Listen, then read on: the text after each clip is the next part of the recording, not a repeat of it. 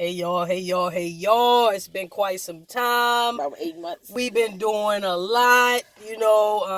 We just came on here because I'm currently going through transitioning, pretty much. Not from female to male, but transitioning from, no, not that I'm saying anything against it, but we just transitioning from military to civilian world. Pretty much she's getting out of the army. I'm getting out. So as we sit through this class, we've been having quite a few discussions on various topics. So we figured we come and chime in about it because maybe people need to hear it. The stigmas that we create within the military are borderline toxic. You know what I mean? Like, just using myself as an example because I don't want to be the one that, puts negative information out towards any other person. But I've been in for 9 years. You know what I'm saying? Like, I'm pushing 10. I cannot tell you anything about the civilian job force because I have not been there.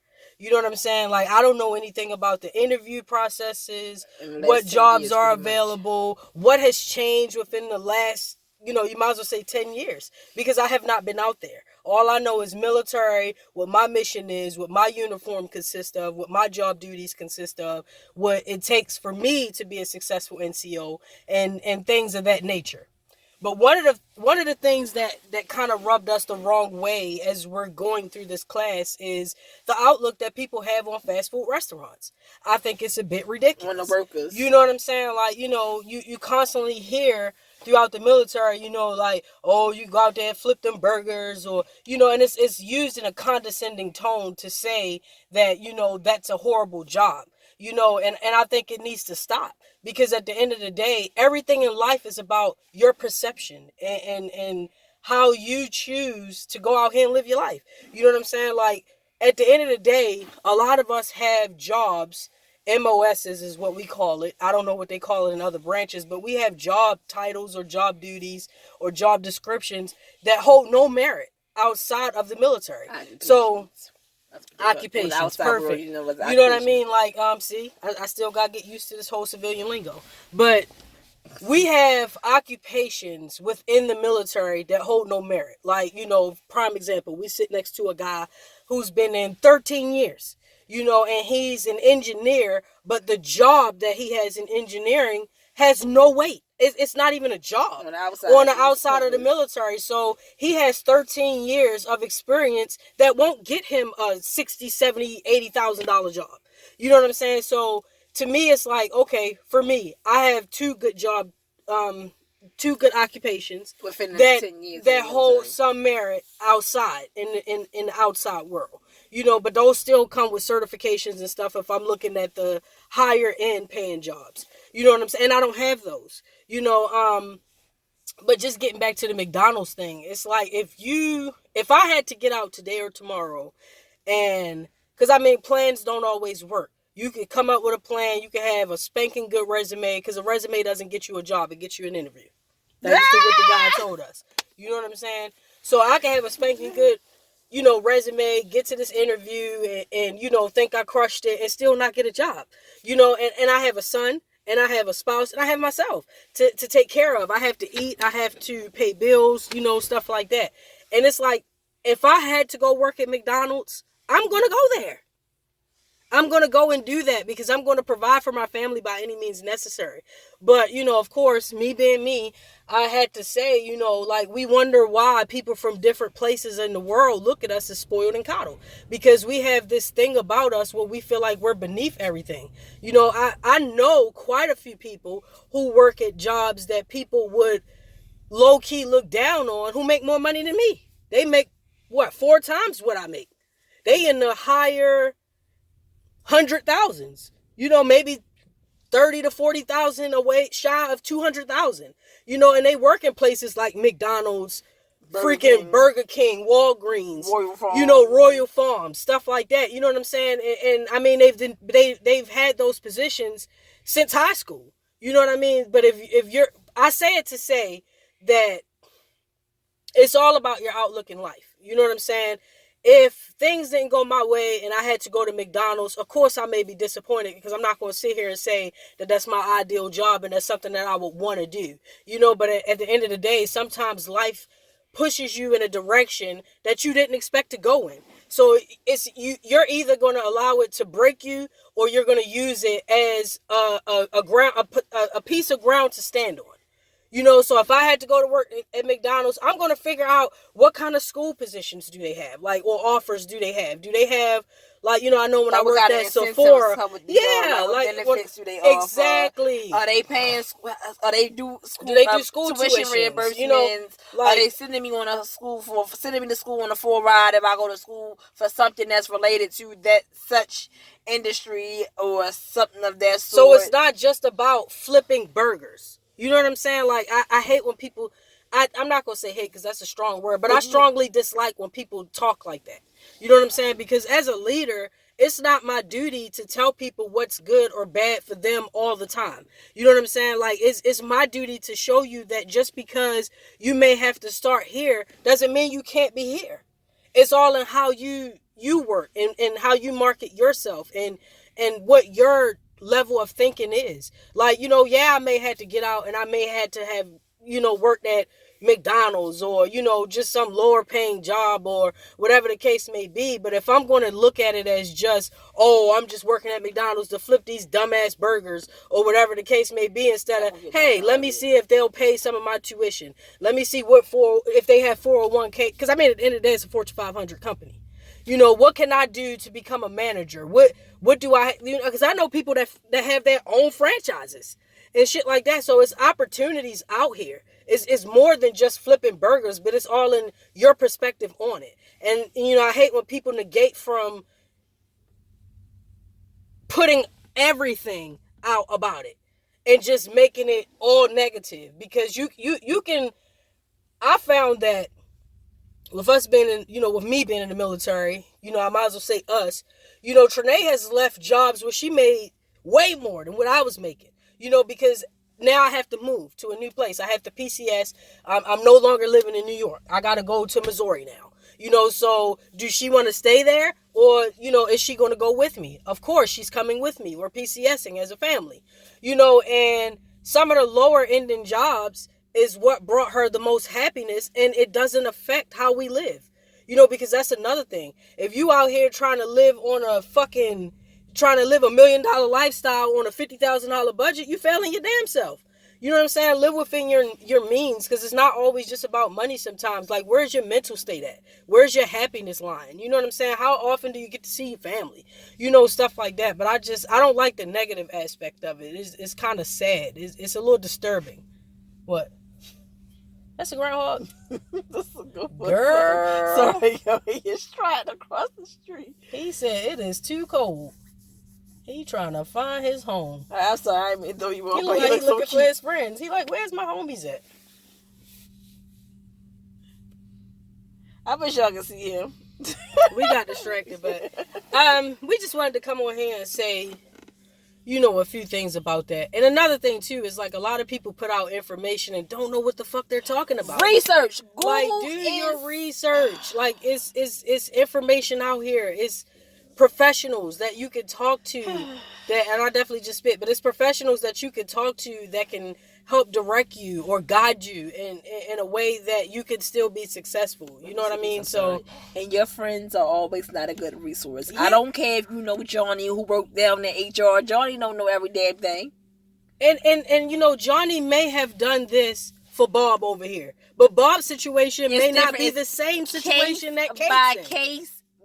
So I don't know. It's just a lot. Like, going through this whole transition process is eye opening. If you're trying to figure out what transition we talk about, watch the video that goes up before this one.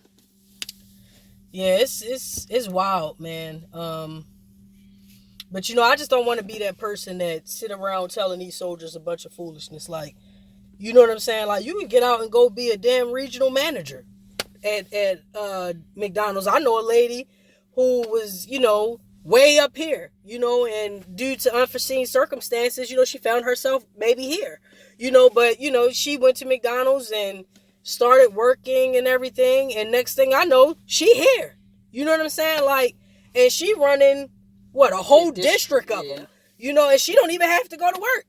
She do everything from home, and she make way more than what I make. And I'm gonna go ahead and be the bad guy in the situation, because a lot of times it's military, and I'm not anti-military by no means, but a lot of times in the military we have this aura about us, you know what I'm saying, where we kind of block out, the bottom line up front, as my mom would say, or we block out like the total concept of the bigger situation, the bigger picture.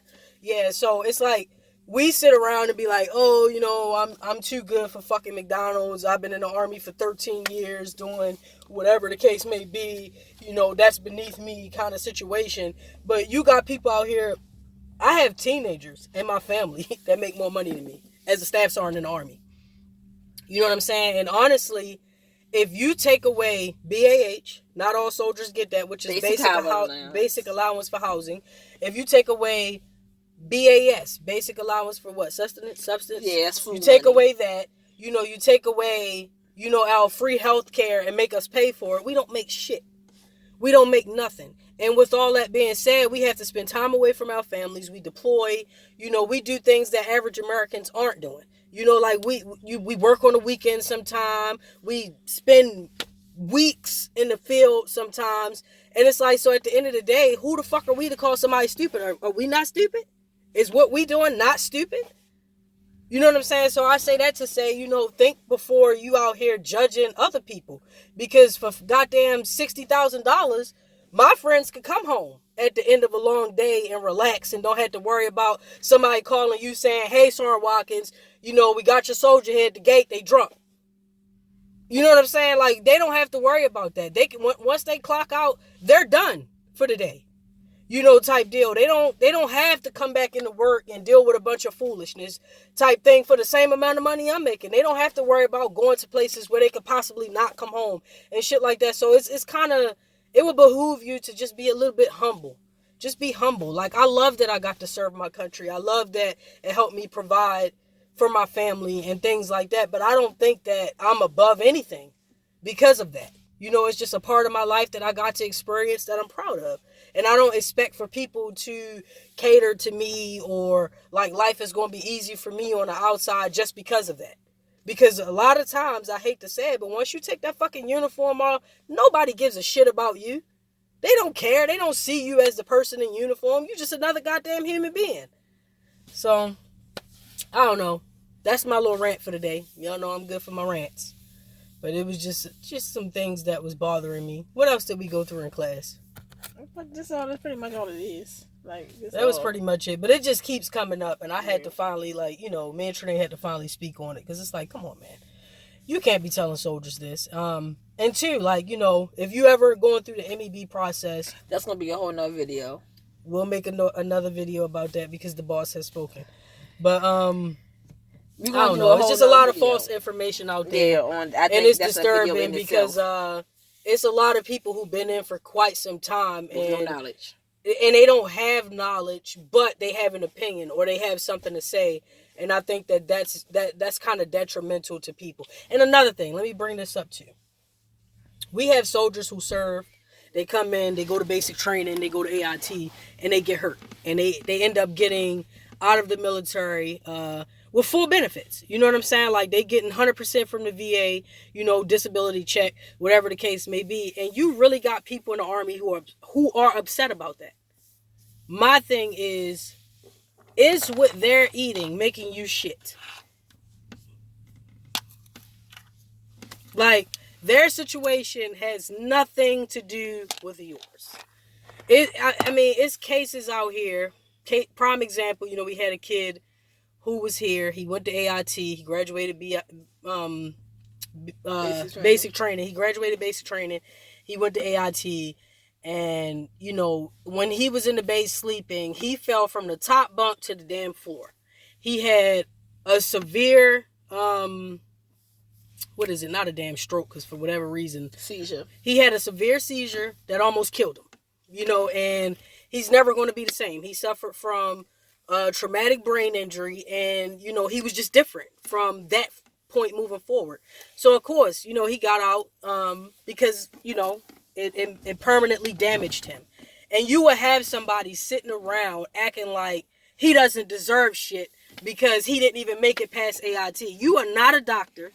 You're not a nurse. You don't know shit about what this kid experiences or how this injury will have a long-term effect on his life enough to be saying what he deserves or what he does. Because if he wasn't home, he probably wouldn't be on a goddamn bunk bed as a grown-ass man.